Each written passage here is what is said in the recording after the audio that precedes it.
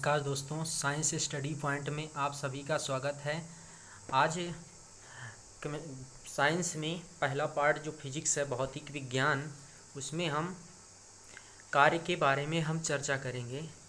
और कार्य में हम कार्य किसे कहते हैं, what is the work and types of work, कार्य के प्रकार एंड पॉजिटिव और वर्क के एसआई पद्धति क्या है कार्य का, और इसका हम साइंस में उपयोग कहाँ कहाँ पर होता है। फॉर एग्जांपल, जो कुली है, कुली पे जो सर पे अपना बोझा लेकर जाता है, तो उस पे जो किया गया जो कार्य होता है शून्य होता है, क्योंकि वहाँ पर विस्थापन शून्य होता है। इसीलिए जो किया गया कार्य कुली द्वारा होता है शून्य होता है। तो देखते हैं कार्य के बारे में हम चर्चा करते हैं। स्टार्ट। माना एक नियत बल द्वारा किया गया जो कार्य है, मान लिया जाता है, मान लिया कि किसी वस्तु पर एक नियत बल F कार्य करता है, और मान लिया उसी दिशा में S दूरी तक विस्थापित हुई। तो उसी दिशा में जो मान लिया गया कार्य जो होता है वर्क W है। तो इस स्थिति में तो कार्य की परिभाषा इसके अनुसार हो जाएगी। जो कार्य की परिभाषा हो जाएगी, फोर्स इनटू डिस्प्लेसमेंट के गुणनफल के बराबर होता है, बल तथा विस्थापन के गुणनफल के बराबर होता है। तो जो किया गया कार्य होगा बल गुणे विस्थापन, तो टोटल निकल गया आ जाएगा work done is equal to force into S. तो इसके अनुसार हम परिभाषा प्राप्त करते हैं। तो कार्य की जो परिभाषा हो जाएगी इस प्रकार से, किसी वस्तु पर लगने वाला बल द्वारा किया गया कार्य बल के परिमाण तथा बल की दिशा में चली गई दूरी के गुणनफल के बराबर होता है। और इसमें कार्य में जो केवल होता है परिमाण होता है तथा दिशा का कोई ज्ञान नहीं होता। सबसे मेन पॉइंट होता है कार्य में केवल परिमाण होता है और इसमें कोई कार्य दिशा नहीं होती। हम किसी भी दिशा में हम लोग इसको कार्य कर सकते हैं, इसका अर्थात ये होता है। अगला जो होता है इसका जो मात्रक होता है, कार्य का मात्रक जो होता है एसआई पद्धति में जूल होता है। इसे संक्षेप में हम लोग जे से डिनोट करते हैं। और एक जूल जो होता है 1 न्यूटन मीटर के बराबर होता है। और कार्य एक प्रकार की अदिश राशि है। दोस्तों, अब जब हम लोग जो कार्य जो इसमें जब बल और विस्थापन जिनकी दिशा दोनों अलग अलग होती हैं, तो उस स्थिति में जैसे एक बॉडी दोनों बॉडी एक ही दिशा में रखी गई हैं, लेकिन इनके जो विस्थापन होते हैं अलग अलग हैं और फोर्स अलग दिशा में लगते हैं, तो उस स्थिति में एक एंगल बनता है जिसे अल्फा से डिनोट करते हैं। तो उस वस्तु द्वारा लगाया गया जो कार्य की गणना हम लोग करेंगे इसके बारे में। तो यदि किसी वस्तु पर एक नियत बल लगाया जाए और वो सीधा रेखा में तथा बल की दिशा में या बल की दिशा से अलग दिशा में हो, मतलब दोनों विपरीत दिशा में हो, अलग अलग, और एक एंगल पे लगा हो, तो उस स्थिति में जो किया गया कार्य जो होता है उसको हम सूत्र से जो सूत्र निकालते हैं वो होता है work done is equal to vector quantity of S into displacement जो होता है वेक्टर क्वांटिटी में S, and is equal to हो जाएगा F into F S cos alpha. अगला जो यहाँ पर जो बल होगा वेक्टर क्वांटिटी एफ, जो बल होगा capital S, vector quantity S विस्थापन हो जाएगा। यदि किंतु यदि बल का मान नियत ना हो तो स्थिति में, किंतु बल का मान जो होता है नियत ना हो तो स्थिति में, अर्थात परिवर्तनशील मतलब वेरिएबल हो, और विस्थापन भी एक दिशा में ना होकर अलग अलग दिशाओं में हो, इसका मतलब डिस्प्लेसमेंट भी जो हो वो अलग डायरेक्शन में हो, तो इस स्थिति में कार्य की मात्रा निकालने के लिए हम लोग बल और विस्थापन का जो हम लोग सदिश गुणनफल करेंगे वो हम समाकलन के माध्यम से हम निकालते हैं इसका वर्क डन टोटल। तो WL हो जाएगा यहाँ पर इंटीग्रेशन ऑफ DW, तो integration force into vector quantity of S in dot DS vector quantity DS।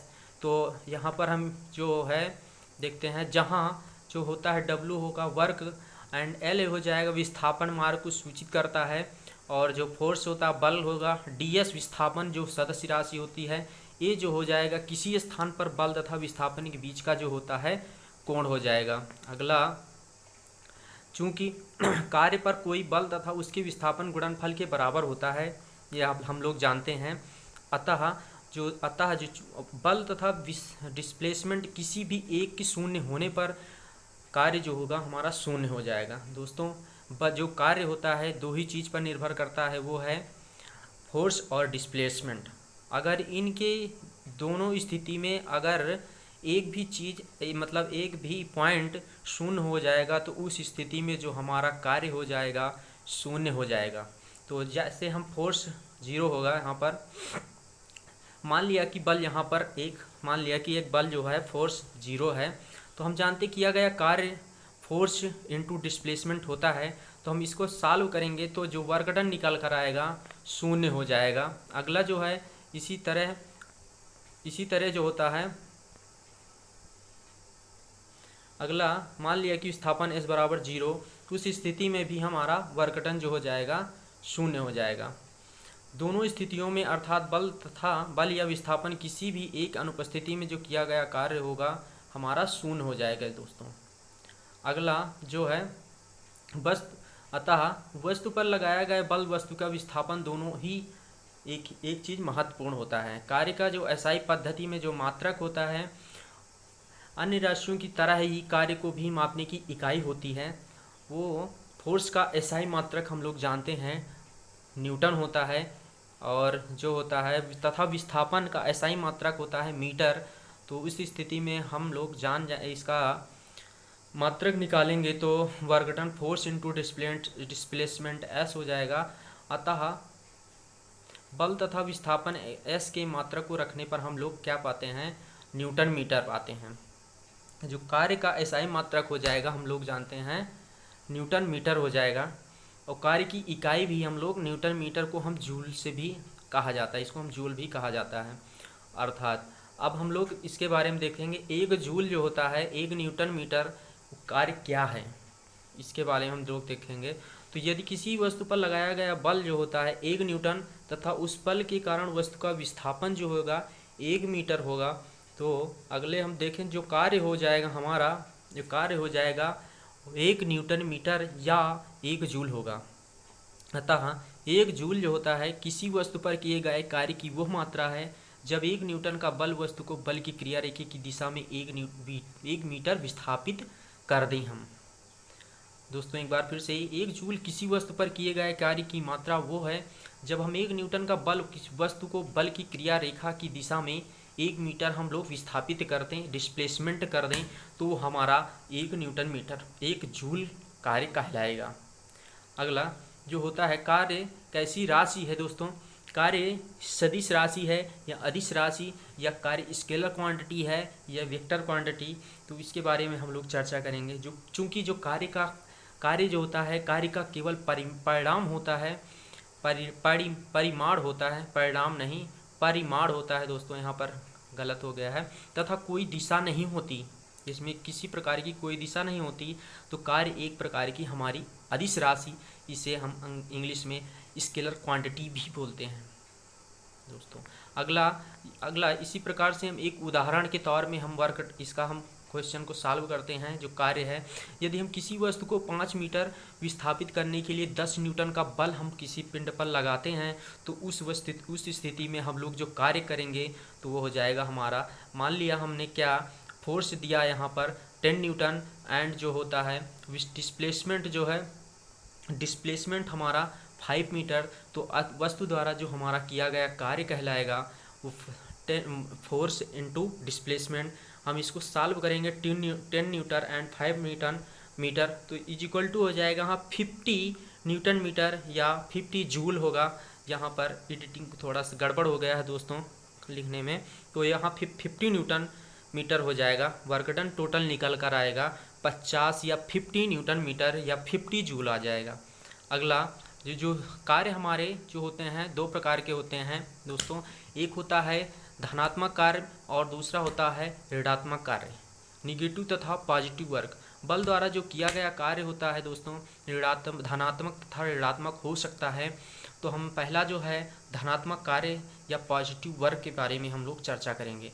जो पहला है, तो जब किसी वस्तु के धनात्मक कार्य या पॉजिटिव वर्क के बारे में हम चर्चा करते हैं, तो जब वस्तु के विस्थापन की दिशा में बल लग रहा हो तो वस्तु पर किया गया जो कार्य होगा धनात्मक होगा। उस स्थिति में जब वस्तु के विस्थापन की दिशा में बल लग रहा हो तो उस वस्तुता पर जो किया गया कार्य होगा दोस्तों वो धनात्मक होगा। उदाहरण के तौर में हम लोग एक देखते हैं।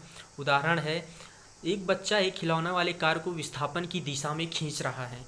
माना एक खिलौना है, उसी की दिशा में एक बच्चा अपने खिलौना को खींच रहा है, अर्थात जिस दिशा में खिलौना वाली कार चल रही है उसी दिशा में बल लग रहा है। इस स्थिति में जो फोर्स और विस्थापन के गुणनफल के बराबर हो जाएगा वो है वर्क डन। इस स्थिति में अगला जो किया गया कार्य होगा यहाँ पर धनात्मक हो जाएगा।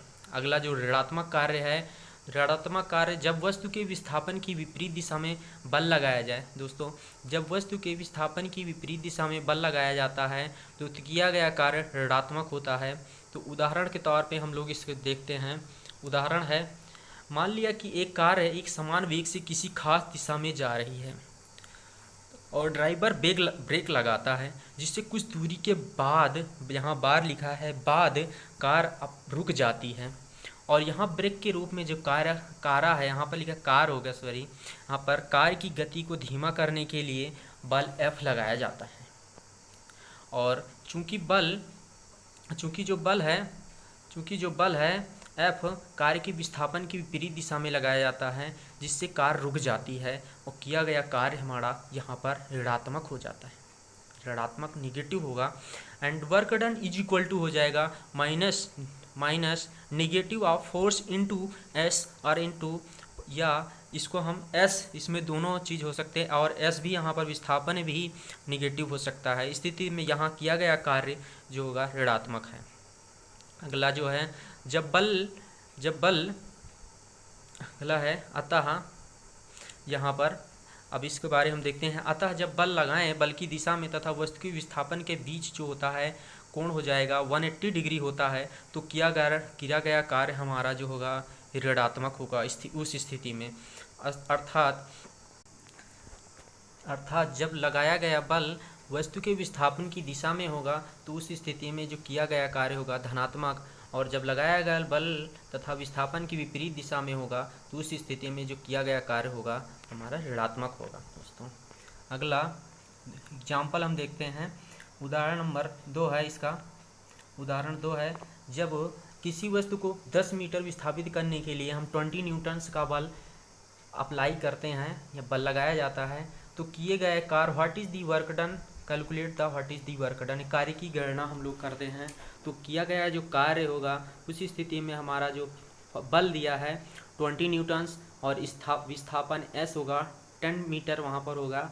किया गया कार्य उस स्थिति में हो जाएगा work done is equal to force into S, F into S, तो होगा 20 newton into 10 metre is equal to 200 newton metre और 200 जूल, आंसर आ जाएगा इसका। अगला है उदाहरण नंबर 3। उदाहरण नंबर जो थर्ड है, एक किसी वस्तु पूरब दिशा में समान वेग से जा रही है तथा पश्चिम दिशा से एक 15 न्यूटन का बल लगाया जाता है, जिसके कारण 5 मीटर के बाद वस्तु रुक जाती है। जो उस स्थिति में किया गया कार्य की हम लोग गणना करते हैं। तो जो फोर्स होगा विपरीत दिशा में लगता है, वहाँ बल और विस्थापन जो होता है विपरीत दिशा में लगाया जा रहा है। उस स्थिति में जो हमारा फोर्स दिया है हो जाएगा निगेटिव 15 न्यूटन्स हो जाएगा, ऋणात्मक वर्क यहाँ पर हो रहा है। अतः बल को हम लोग क्या कर देंगे, F हो जाएगा -15 न्यूटन। अतः जो बल होगा, बल को ऋणात्मक कार्य किया गया, यहाँ पर विस्थापन हो जाएगा 5 मीटर, जो वर्क डन हो जाएगा टोटल F इंटू एस, तो वर्क हो जाएगा -15 newton into 10 metre is equal to, यहाँ पर हो जाएगा -150 न्यूटन मीटर और 150 जूल्स, आंसर आ जाएगा इसका। अगला जो कार्य होगा ऋणात्मक, विस्थापन की दिशा और जो बल लगाए दिशा के परस्पर विपरीत है यहाँ पर। और यहाँ पर अगला हम लास्ट क्वेश्चन देखते हैं। एक टांगे, उदाहरण नंबर 5 है, एक टांगे मतलब घोड़ा गाड़ी को हम 30 मीटर तक खींचने के लिए एक घोड़ा 1500 न्यूटन मीटर कार्य करता है। तो घोड़ा द्वारा जो होता है, घोड़ा द्वारा टांगे पर लगाया गया जो बल होता है उसको हम लोग ज्ञात करेंगे यहाँ पर। तो किया गया यहाँ पर हमारा कार्य यहाँ पर हम लोग को दे दिया गया है, वो है 1500 न्यूटन मीटर, 1500 न्यूटन मीटर, और डिस्प्लेसमेंट जो है हमारा यहाँ पर 30 मीटर दिया है। तो उस स्थिति में जो वर्क हो जाएगा फोर्स इंटू एस, तो वर्क डन यहाँ पर हमारा 1500 हो जाएगा, इज इक्वल टू हो जाएगा 1500 newton metre is equal to 15 into 30 metre. इसको हम सॉल्व करेंगे यहाँ पर, तो 1500 newton metre upon 30 metre, so इसको हम कैंसिल हो जाएगा, तो यहाँ पर आ जाएगा 50 न्यूटन्स यहाँ पर आ जाएगा। जो फोर्स हमारा अप्लाई होगा यहाँ पर टांगे द्वारा जो अप्लाई होगा या घोड़ा गाड़ी द्वारा अप्लाइड फोर्स होगा, अप्लाइड फोर्स वहाँ पर 50 न्यूटन्स आ जाएगा। अगला नेक्स्ट जो क्वेश्चन है यहाँ पर, अगला नेक्स्ट है 2 किलोग्राम बाल्टी को, एक उदाहरण है, मोस्ट इम्पॉर्टेंट है यहाँ पर क्वेश्चन ये। एक 2 किलोग्राम की बाल्टी को हम कुआं से खींचा जाता है। यदि बाल्टी में 8 किलोग्राम पानी आता है तथा कुएं की ऊंचाई पानी की सतह से 10 मीटर्स है, तो पानी से भरे हुए बाल्टी को कुएं से खींचने में बाल्टी पर किए गए कार्य की जो हम लोग गणना करेंगे वहाँ पर हम देखते हैं। तो हम इसको हम देखते हैं, गिवन यहाँ पर जो है हमारा बाल्टी का द्रव्यमान यहाँ पर 2 kg यहाँ पर गिवन है, और जो पानी का द्रव्यमान होगा यहाँ पर 8 kg है। टोटल मिलाकर हमारा जो वेट हो जाएगा, यहाँ पर जो हमारा वेट हो जाएगा, टोटल वेट जिसे हम बोलते हैं W, वो हो जाएगा 2 ग्राम प्लस 8 ग्राम। जो बाल्टी हम लोग पानी जब निकालेंगे तो टोटल हमारा भार हो जाएगा 2 kg plus 8 kg equal to 10 kg, हमारा ये भार आ जाएगा। पानी सहित यहाँ अतः पानी सहित बाल्टी का कुल द्रव्यमान हो जाएगा 2 kg plus 8 kg equal to 10 kg। जो पानी से भरे बाल्टी का विस्थापन उस स्थिति में हो जाएगा, जो नीचे से जो कुएं के नीचे से पानी और जहाँ तक हम लोग खींचेंगे उसकी ऊंचाई उसको हम बोल सकते हैं, सतह से ऊंचाई, और या हम उस पानी की गहराई, वो हम दोनों को हम विस्थापन उसको हम डिनोट्स कर सकते हैं, वो होगा हमारा 10 मीटर्स। तो यहाँ पर हमारा जो होता है, और गुरुत्वीय त्वरण जी होता है 9.8 मीटर पर सेकेंड स्क्वायर। तो गुरुत्वीय त्वरण नीचे जी की ओर कार्य, नीचे जो जी है गुरुत्वीय त्वरण के कारण नीचे बाल्टी जाती है, वो 9.8 मीटर पर सेकेंड स्क्वायर होगा यहाँ पर। तो इस स्थिति में हमारा जो कार्य होगा, वर्क हो जाएगा द्रव्यमान गुणित गुरुत्वीय त्वरण मतलब 10 kg, और वेट हो जाएगा पूरा हमारा 10 kg, तो पूरा बाल्टी सहित हो जाएगा। वहाँ पर भार हम वर्क डन निकालेंगे, भार इज इक्वल टू हो जाएगा m/g, तो 10 इंटू 9.8 मीटर पर सेकेंड सॉल्व करेंगे, जो वर्क डन आ जाएगा 98 न्यूटन। दोस्तों अब हम लोग ये वर्क के दैनिक जीवन में हम लोग का उपयोग कहाँ पर हम लोग इसका उपयोग करते हैं।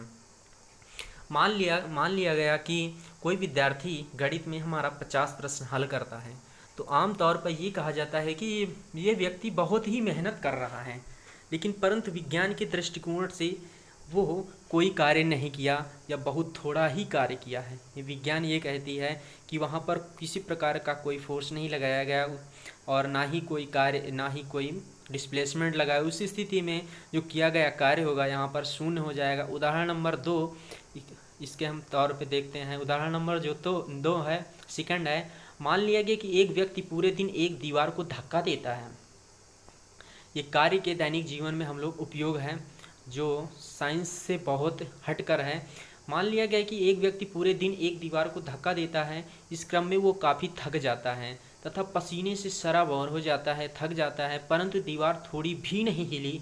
उस स्थिति में वो व्यक्ति काफ़ी थक गया, लेकिन विज्ञान के दृष्टिकोण से कोई कार्य नहीं किया, क्योंकि जिस पर कार्य हुआ वो हिली भी नहीं, क्योंकि यहाँ पर ना तो हम लोग फोर्स तो लगा रहे थे, लेकिन यहाँ पर कोई भी डिस्प्लेसमेंट मतलब विस्थापन कुछ दूरी भी हिलकर नहीं गई। उस स्थिति में जो डिस्प्लेसमेंट शून्य होगा, तो टोटल वर्क डन निकल कर आएगा फोर्स इंटू डिस्प्लेसमेंट से, तो S 0 है, तो पूरा टोटल वर्क हो जाएगा 0 यहाँ पर। तो अगला थर्ड उदाहरण है, मान लिया कि एक व्यक्ति पूरे दिन एक बड़ा या सूटकेस सर पर लेकर खड़ा है। तो इसी तरह हम कुली को हम यहाँ पर कुली को हम डिनोट कर सकते हैं। यहाँ पर कुली, मान लिया गया एक व्यक्ति या कुली पूरे दिन एक बड़े सूटकेस सर पर लेकर खड़ा है या किसी दूसरे स्थान पर जा रहा है, तो विज्ञान की दिशा में, विज्ञान की भाषा में हमने उसको हम कुछ कार्य नहीं कहेंगे, क्योंकि वहाँ पर हमारा कोई भी सर पे रखा हुआ वस्तु डिस्प्लेसमेंट नहीं हुआ। यहाँ पर सूटकेस स्थिर है, इस स्थिति में डिस्प्लेसमेंट शून्य होगा। तो टोटल वर्क हो जाएगा, फोर्स इंटू डिस्प्लेसमेंट से निकालेंगे तो डिस्प्लेसमेंट 0 है, टोटल वर्क हो जाएगा शून्य। तो अगला है दैनिक जीवन में पढ़ाई के क्रम में हम लोग देखते हैं, पढ़ाई के क्रम में एक विद्यार्थी मानसिक रूप से परिश्रम करता है, लेकिन उसमें शारीरिक परिश्रम निहित नहीं होता। वो वैज्ञानिक दृष्टिकोण से कार्य नहीं है, अतः विज्ञान की दृष्टिकोण से कार्य की परिभाषा अलग तौर से है दोस्तों। तो अगला है एक विद्यार्थी है, इसको हम लोग देखते हैं। एक विद्यार्थी फुटबॉल खेल रहा है, दौड़ रहा है, तो वो शारीरिक रूप से कार्य कर रहा है। तो इस स्थिति में ये विज्ञान की कार्य भी है, ये शारीरिक रूप से कह रहा है, विज्ञान की दृष्टिकोण से अलग है दोस्तों। अगला है कार्य की वैज्ञानिक संकल्पना जो है, एक कार्य की वैज्ञानिक संकल्पना है। तो एक फुटबॉल को हम लोग किक मारने पर वो ज़मीन से कुछ दूरी तय करता है, डिस्प्लेसमेंट हुआ दोस्तों यहाँ पर। इसमें फुटबॉल पर हम लोग बल लगाया जाता है, बल लगाते हैं तथा फुटबॉल और कुछ दूरी तक जाती है, यहाँ पर हम लोग कार्य होगा, क्योंकि यहाँ पर जो हम लोग फोर्स लगाते हैं फुटबॉल पर, एफ यहाँ पर आएगा। वो फुटबॉल कुछ दूरी पर गिरता है, उस स्थिति में फोर्स इंटू डिस्प्लेसमेंट होगा, तो वहाँ पर कार्य होगा दोस्तों। इसी तरीके से एक है, किताब को ज़मीन पर से उठाकर टेबल पर रखते हैं। यहाँ किताब को ऊपर उठाने के लिए एक बल लगाया गया है, जिस बल के कारण किताब टेबल तक पहुँचा, यहाँ पर कार्य कहलाएगा यहाँ पर दोस्तों। अगला जो है वैज्ञानिक दृष्टिकोण से हमारे इस स्थिति में हम लोग वैज्ञानिक दृष्टिकोण से देखेंगे तो 2 शर्तों का होना यहाँ पर हमारा अनिवार्य है। पहला शर्त जो है हमारा, किसी वस्तु पर बल का लगाया जाना, मतलब यहाँ पर अर्थात बल का एक होना अनिवार्य है। और तथा दूसरा जो है वस्तु का विस्थापित होना, अर्थात वस्तु का बल के परिणाम के रूप में कुछ दूरी तय करना। अर्थात यदि उपरोक्त दोनों शर्तों में से किसी एक के नहीं होने की स्थिति में वैज्ञानिक दृष्टिकोण से हमारा कार्य नहीं होगा। एक बार फिर से देखते हैं, यदि उपरोक्त दोनों शर्तों में से किसी एक के नहीं होने के कारण इस स्थिति में वैज्ञानिक दृष्टिकोण से कार्य हमारा नहीं होगा। तो और दोस्तों एक बार फिर से, यदि उपरोक्त दोनों शर्तों में से किसी एक के नहीं होने की स्थिति में वैज्ञानिक दृष्टि से कोई कार्य नहीं होगा। दोस्तों मेरे वीडियो को अगर अच्छा लगे तो दोस्तों इस वीडियो को लाइक, सब्सक्राइब एंड शेयर ज़रूर करें। धन्यवाद दोस्तों।